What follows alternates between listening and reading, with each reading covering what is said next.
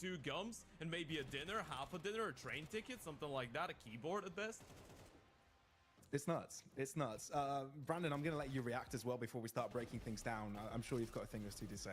Yeah, look, you hit the nail on the head, Ted, and also this was a really difficult best of 3 for 9Z. You're going up, but look at how we framed this game. We said that Paravision are on an unbelievable winning streak. They are the team to beat now in Tier 2, and we had all these questions about 9Z coming into this. Haven't really seen them play against European competition in a little bit. They were phenomenal. They made it look so easy, especially on Ancient. This time, it was, what, a 4-0 start for Paravision. 9Z come back in.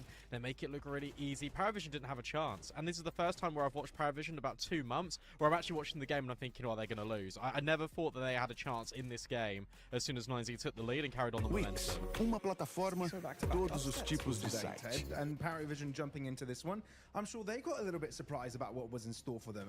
And I guess you can put that not only from this map, but the first one as well. All together, individuals were flying. But for you, this time around, you know, you started to mention quite quickly that Lucan's the GOAT. Yeah, I mean, he was playing fantastically. We were just looking at the replay there as well, right? That 2 versus 5 that he's able to get a 4-piece in and Levy clutches in a 1v1, that's at a 1-4 deficit on the T side, right? And those were really important rounds. As Brandon said, at a certain point, it felt like Paravision just lost control of the game. We don't really know what could have happened if Paravision had gotten that 5-1 lead, right? 5-1, 6-1, 7-1, they could have had a really clean CT side. The thing is, Lucan was able to step it up in moments when it was quite key for them to get a couple kills and win a round. And this was one of the conversations we had before the start of the day, when Max and Lucan are getting all of those active spots around the map, and people like Huasso Peak can still deliver high impact moments, of course, but it's not really his job a lot of the time. You still need to see the freedom that is being given to Lucan actually materialize itself into some impact. And that was the purest form of impact, just getting kills every single time. Pure, clean, crisp headshots. We said it was going to be scary if the individuals of 9Z didn't step up around Huasso Peak. Every single player had monumental impact. It really felt like everyone was on the same page. And to be honest, even more so than in that Ancient 13-4 drub-in, because they didn't really have to have that much team cohesion. Here it was a really solid effort. Again, the calls were spot on from Max. I feel like the biggest thing with watching these 2 games, you can actually compare and contrast Paravision and 9Z, which you don't normally say this about Paravision, but 9Z were direct. They knew what they wanted to do, and they just go. There was no second guessing whatsoever in both T side and CT side. It just made it so difficult for Paravision to get on the same page, especially after stumbling in that 2v5.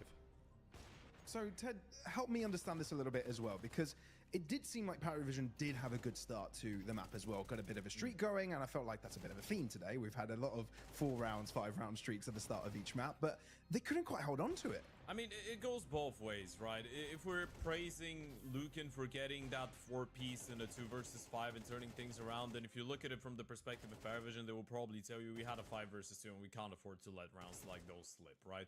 When it's important. When you're 1 map down, you're playing against a team that's pretty good on the map that you're on, and it's not your map pick. You had a really slow and pretty much an AFK map 1. You need to be solid and you need to win the rounds when you have a 90% chance to win them, right? It's as simple as that. You are the team that's more experienced. You're the team that has the more experienced in-game leader and the major champion and the good coach, and the team that has more experience playing in European online Counter-Strike. You are the team that should know if you don't take advantage of the opportunities. And I'm not even talking about taking advantage of opportunities that you're not supposed to convert. We're talking about putting yourself in a good position and making sure you're not letting 9Z get a go at it to actually get you out of that good position. Paravision should be a team that knows how to play when they're ahead and when they're in the driver's seat, but they just let it slip. You talk about major winner as well. I talked about the fact he smurfs in tier 2, completely absent, James, across both maps, to be honest. There's a few rounds here and there that he did single-handedly win for his team, but it's not that consistent impact, it's not that consistent effort. And if we've got to be putting praise on Paravision, we've got to give a lot of credit to Zelio, because he was so good. It felt like he was the only one doing anything. If he got a multi-kill, they won the round. If he dies, the round's over. Bit of that as well with AW on the first half as well, but you're right, at the latter end there is a lot more of Zelio jumping in. These youngsters from Paravision again showing their potential here. Didn't end up going their way, Ted, this time around. but that 2-0, you know, it's a bit of a stumper, you know. And you did say it goes both ways with 9Z qualifying to the main event of Thunderpick World Championship, having the possibility to compete for a grand total of $800,000. And 50K on top of that. And 50K on top of that. Well, it's not $150, is it? And Parivision, on the flip side, do not have that opportunity now. Yeah, I feel like the only consolidation price for Parivision right now is that, as we already mentioned, this tournament is happening after the major cutoff, right? So you're not gonna, I guess you will still regret it to a massive extent, but it's not going to mean that this is your season out of the drain, right? Because Parivision have been playing a really good Counter-Strike throughout the last couple of weeks, and the last thing I want to see now is this team being discouraged, because I feel like as much as we painted this game as being the first time a lot of the individuals on 9Z were playing against European competition and Urbano and Levy primarily, that was the first time for a lot of the youngsters on the side of Parivision for them to be playing a South American team like 9Z as well, right? James got that experience. You can't say the same about AW, sorry, it's not quite JW, is it? AW, you can't say that about Noda to some extent. You can't say that about Ziello. Beltranok has been around for a little bit longer, but still not really that drilled when it comes down to that type of competition. So I guess there's a lot of lessons to be taken away, and I still am not going to be downplaying Parivision. They still are one of the best teams in online European Counter-Strike.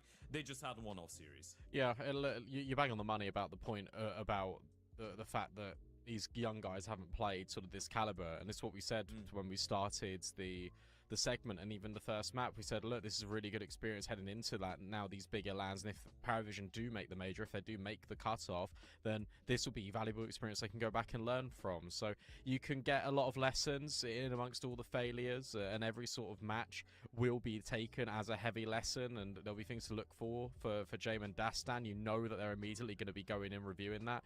But yes, I would argue in a big way, and this is going to sound very amateurish from me, but I do think is a big reality of the situation, is I do think some of the individuals just had an off day, because you don't normally get that out of Beltranok, you don't normally get that out of Nota, as much as Twitch chat wants to rag on him. Like if they performed maybe like 10-15% better, then we see map 3 there, guaranteed. You know what's the good thing, though? I want to end this one on a positive note. Huasu Peak is like that every single day, apparently. Or at least that's what I believe in from here on out. I am officially the #1 fan of Huasu Peak, and that's what I want to end it on. He's phenomenal.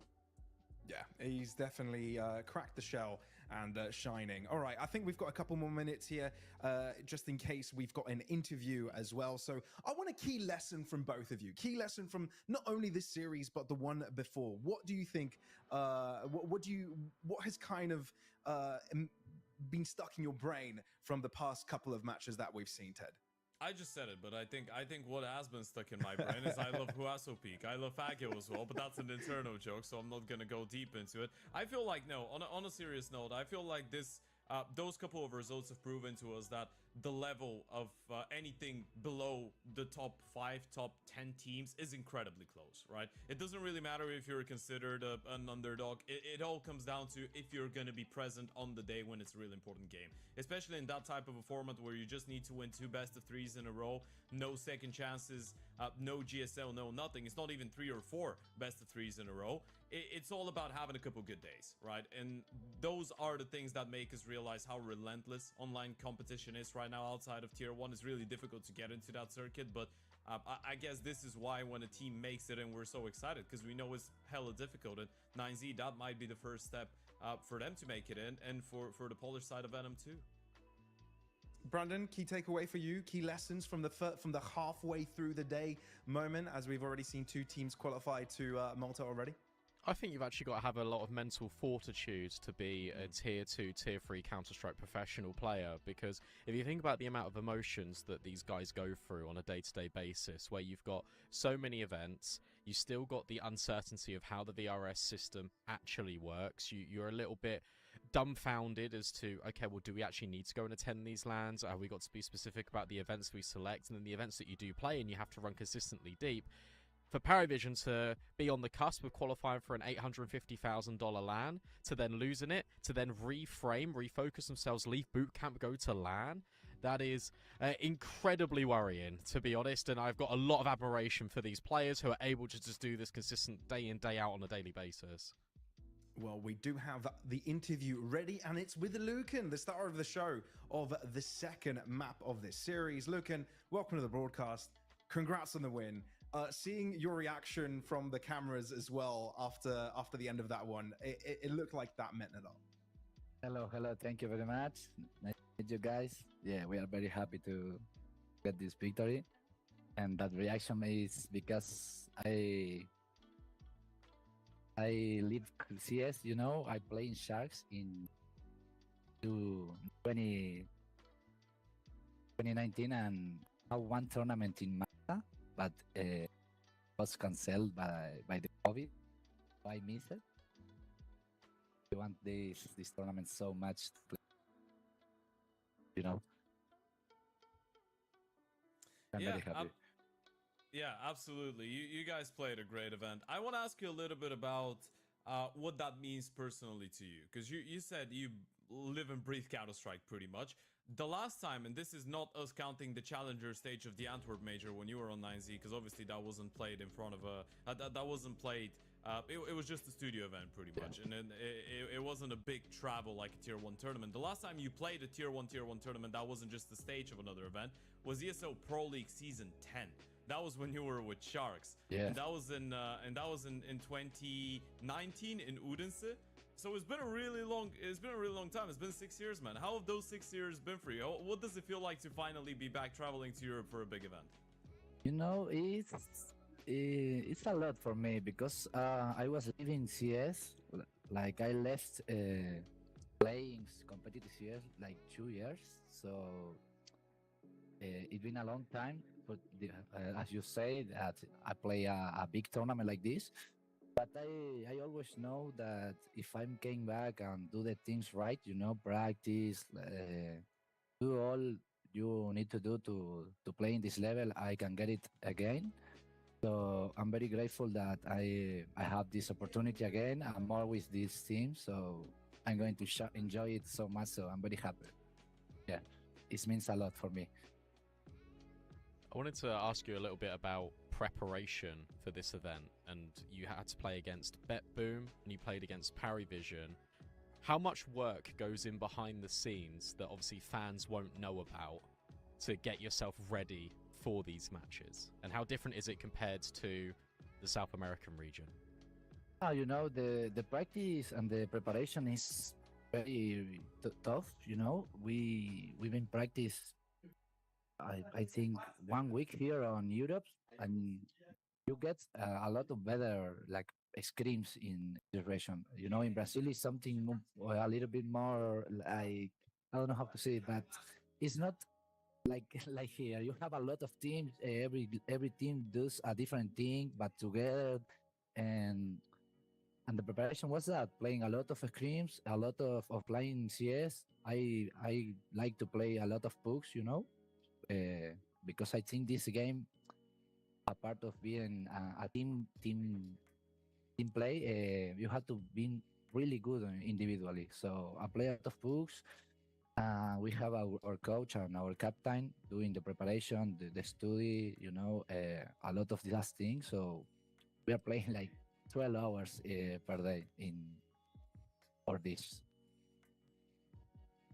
It's impressive stuff, man. It's impressive stuff. I want to hear a little bit more about how you feel the development of your teammates are going, right? Because I feel a lot of people have been hyping up Thunderpick for quite a while, and today it felt like he really felt better than I've ever seen him, at least. So, yeah, how do you think that your teammates are getting on? Because it feels like 9Z are reaching a really good point in terms of their individuals right now. Yeah, I think, as you say, the team development was so good this week. Is having I don't know that time, you know, he's like smashing people, they're making good decisions, and the team are complement with each other. And I think this was so good for Levi and Urbano, that are new members of this team. They never been on Europe like this, so this always helps, man. This region is so good, and we can live here. We should do it. as well, you know. But with this ranking thing, you have to play in your region, and you can be stay here too much time. But it was so good for us. Yeah, you're talking about Huaso Peak. Lastly, or at least last question for me, I want to know a little bit about how you feel about Urbano and Levy on the team, because obviously they're newer guys. They're coming in from the Brazilian scene, so Bit probably helped a little bit with the scouting there. So yeah, what do you think of them, especially Levy for Martinez? I feel like was a big conversations because it's quite big shoes to fill, so to speak. Yeah, I think the two integrations help us a lot because they are Brazilians and the Brazilians have this energy, you know, like they are always in good mood, cheering each other's, like open to learn for us. So that helped a lot. And the change for Martinez for Levy, I think help us in the way like Martinez was more aggressive out. Mm-hmm. I think, yeah, he do it well, but Levy is like more chill to play, you know. He didn't do like this risky play that he kill one and die and help us a lot. But the thing is. They are Brazilian, man. They are so good with this energy, and that is what we want. We want to be a South American team again. So that was the number one point. And Beat and Max saw a lot of demos of them. So we trust in there. There is Maxi there. Uh, and what's so good for the team is we need that energy in our team. Well, thanks for the insights, Luke, and it's brilliant to have you on the broadcast for the interview. You gave us a lot of information, and we're all hyped for you guys, man. We really love to see you heading over to Malta. So yeah, I'm gonna leave you. Enjoy your afternoon, and best of luck in your upcoming LAN. Thank you very much to all, and hope to see you again, guys, and talk again.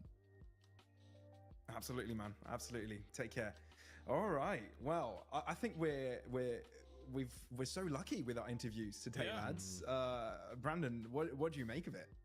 I love how in both interviews, to be honest, everyone is just so upfront to kind of talk to us and give us some real valuable insight. And I just want to say actually thank you to production first off, actually having us able to do these interviews, because it does give us an insight into teams that you don't necessarily get to speak to all the time, and like learning a lot about how, look, Bit and Max do all the prep. They watched all these demos. They've now shifted gears between Martinez being that aggressive AWPer, Levi being that more supportive network of one. And we even said this, I think, on another segment, Ted. I think you brought it up. He said, look, CS2, the way it is changing nowadays is you need to have a more supportive AWPer. So it feels like they're definitely building for the future. And I really like the fact that they brought players from the same team, because that is only going to really accelerate them. And if it's their first time in Europe for both of them, that's going to give them and make them feel like they're not completely alone. I think that will help a lot as well. Yeah, absolutely. My main outcome out of this, by the way, and this is a say hello moment to Dweg as well. Apparently, vibes are really important, because this was one of the main things that Lucan brought up about Urbano and Levy. You know, Brazilians bring in the good vibes, so apparently that does make a difference. Indeed it does. Talk about appreciation and vibes. I'd like to thank you both for being next to me the past couple of days. I know it sounds like we're saying goodbye. No, the broadcast doesn't end. It's just that the late shift is taken over after the early shift. And yeah, again, thank you to lads for joining me the past few days. It was awesome. Thank you to Thunderpick for having us, but you're in safe hands, folk. You've got Tech Girl, you've got Trav, you've got Hayes, and in the casters booth, you've got Jay and Dweg to take over the action. So yeah, enjoy the rest of the show. Upcoming next, we've got Big versus OG. Don't miss it. That's also looking to be quite the banger.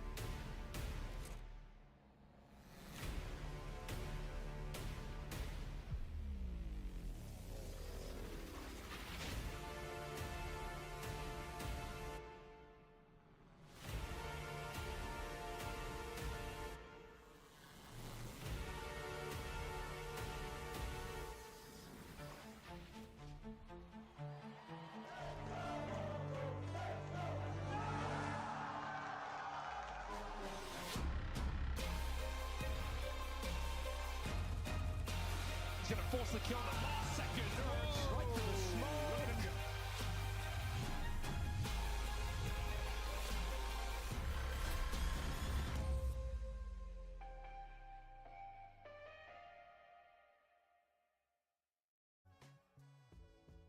Welcome back to the Thunderpick World Championship Close Qualifier. 2 games remain, only 2 spots available at that Malta LAN, and we get to find out which 2 teams are going to be taking them.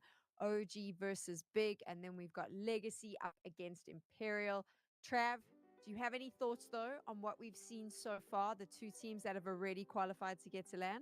Crazy, right? I mean, these matches are what it's all about at this level. A chance to make a big LAN with a tasty prize pool and tasty VRS points.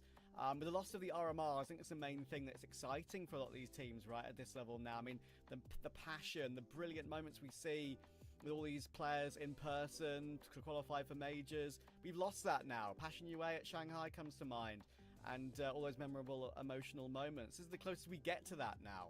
So, yeah, qualifying for these big events is what it's all about. Yeah. And for 9Z and for Venom, that's a very, very unlikely qualification that they've been able to glean. Yeah, it certainly is. I mean, they're 2 of the 3 lowest ranked teams coming into this qualifier, guys, and they've claimed 2 of the 4 spots up for grabs. Really a fairy tale run. I mean, I know they both only had to win 2 games, but it still certainly exceeded everybody's expectations, and they fully deserved it. They played some incredible Counter-Strike. They haven't tripped over and fallen ass backwards into the qualification. They had to work really hard for their wins, and in Venom's case and 9Z, they did it particularly cleanly, so they fully earned that opportunity. What a vibe to get to see that new I'm saying new talent. I know that for the most part it's players we've seen before, but we'll call them sort of new talents in this iteration on LAN up against the likes of Furia, the Mongols. Like, what a vibe that World Championship is going to be. But of course, that vibe can only improve when we find out who's going to be joining them. So let's get straight into the next matchup. OG up against Big.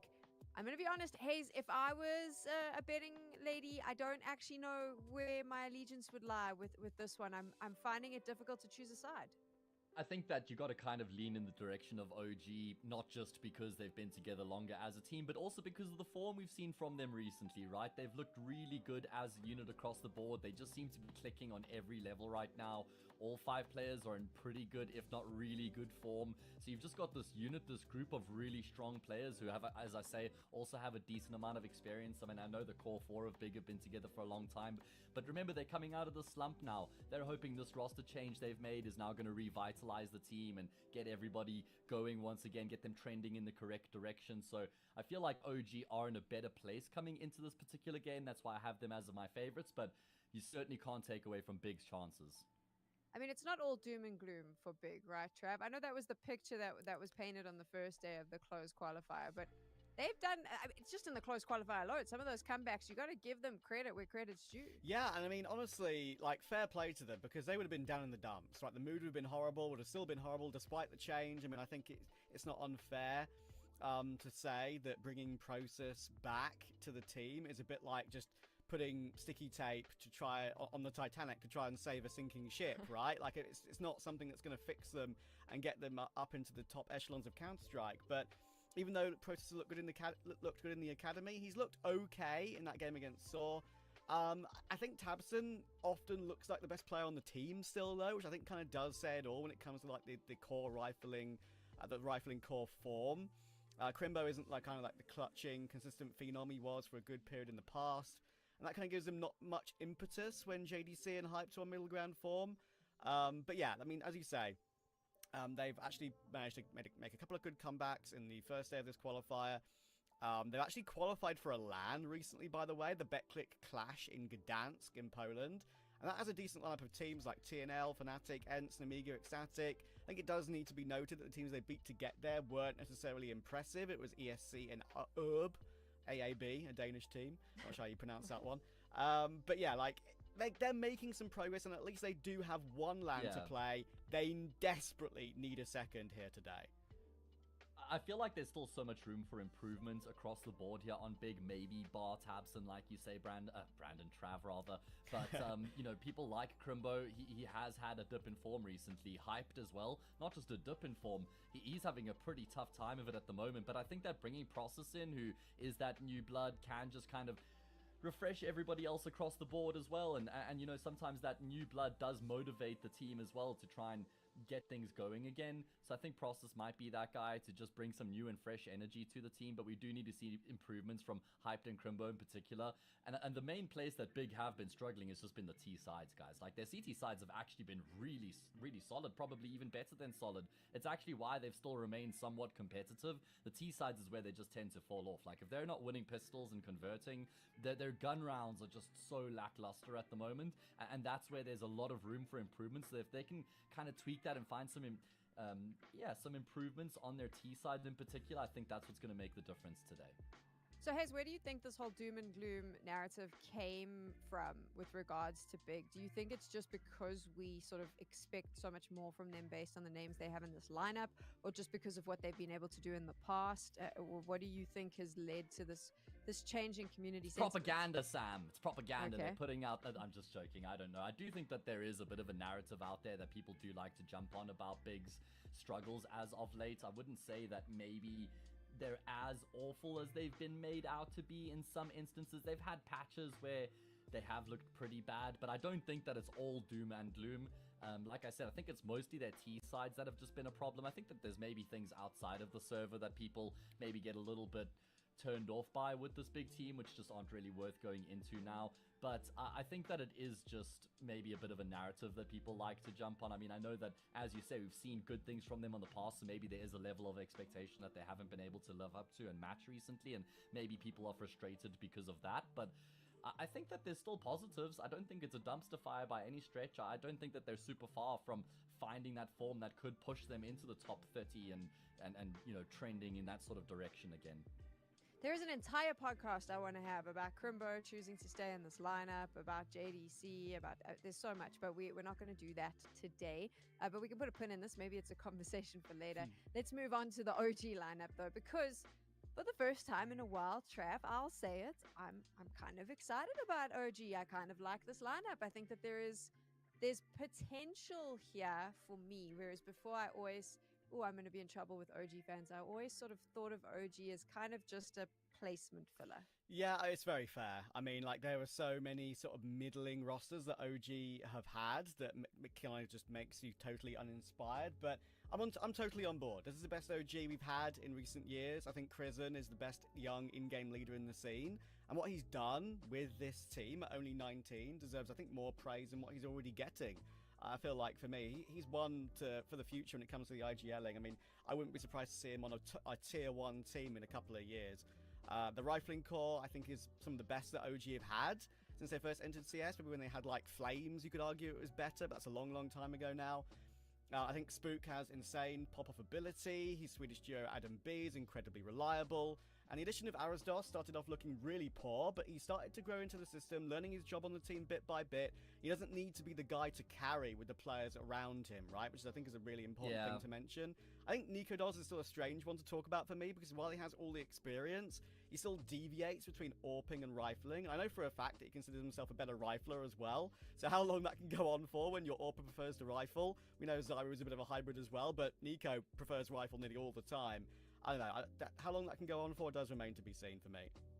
Yeah, I think that, again, you have a group of really solid players across the board, and it's the same sort of question that I pose for Big at the moment that I look at with this OG. I look at them through a similar lens of who's actually the star. I mean, I know that Spook has had that sort of level lately where he has been putting up really good numbers quite consistently, but historically hasn't necessarily been like an out-and-out star player that wants to be set up, wants to be the man that is going to have that responsibility on his shoulders. I think that just by virtue of having good games, maybe he's been kind of given that tag, because Adam B obviously historically has just been looked at that cornerstone kind of player. Arazdoce comes into this as a supportive element as well. You've got Nico Dodge, who could be actually the star. I reckon he's, for me, would be the one that I would look at for me and pick him out to be that guy.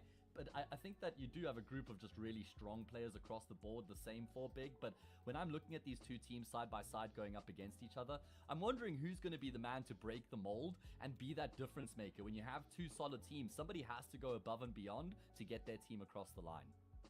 Okay, we'll take a look at the potential players that could break the mold in a little bit. But first, let's take a look at the Veto now.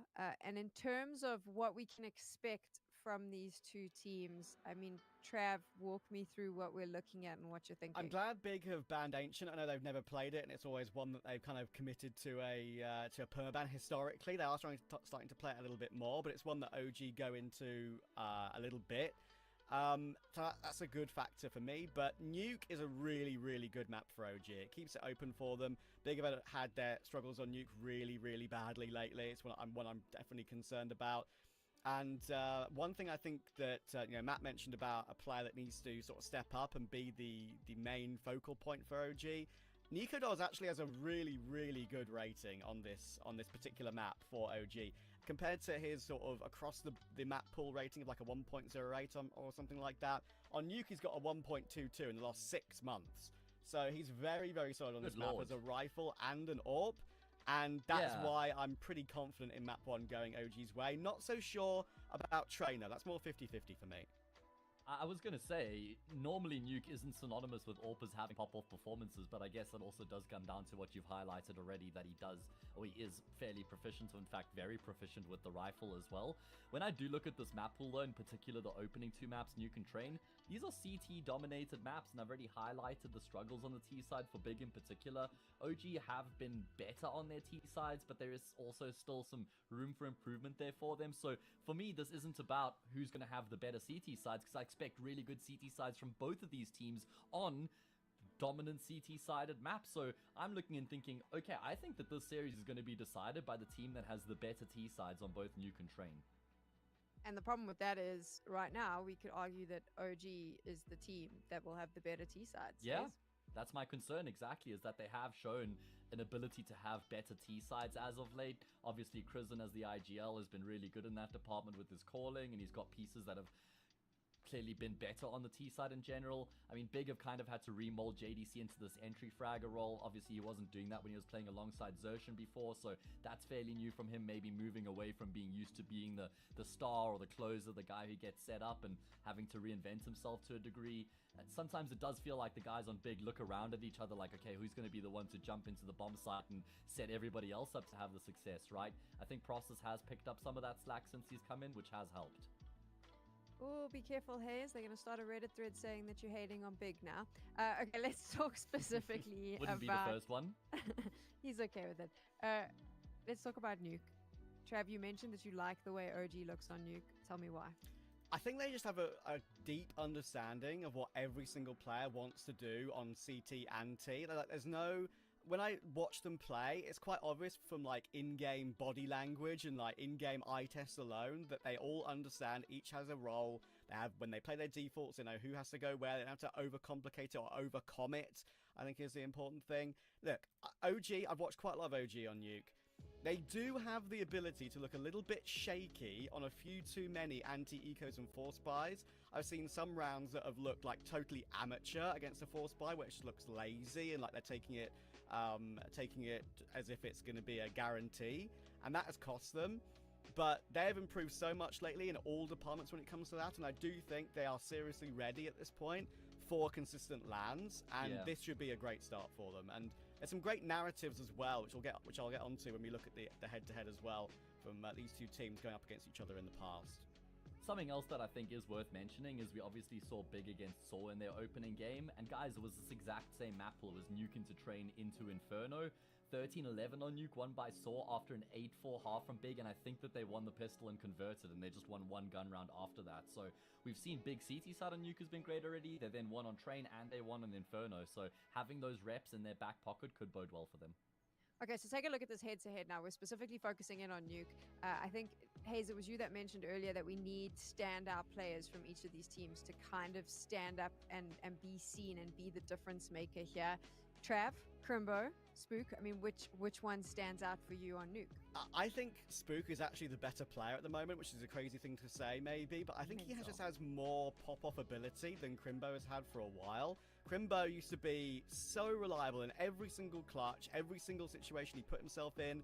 I think he was one of the best clutchers in like tier 1.5 at one point for me. He was just like every single 1v1 he would be in as like a late round player.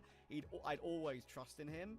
He's still got some of that every now and then, but just with the struggles that Big have had, he's not been that kind of guy recently. Yeah. So I am a bit concerned about that. I'd like to see Crimbo get a bit of an attitude, you know what I mean? Like, I feel like he's done it enough now to actually feel like he is him. And when I've seen him on the player cams, when we've had the luxury of player cams in some of the games that they've been playing in, he almost looks a little bit frustrated.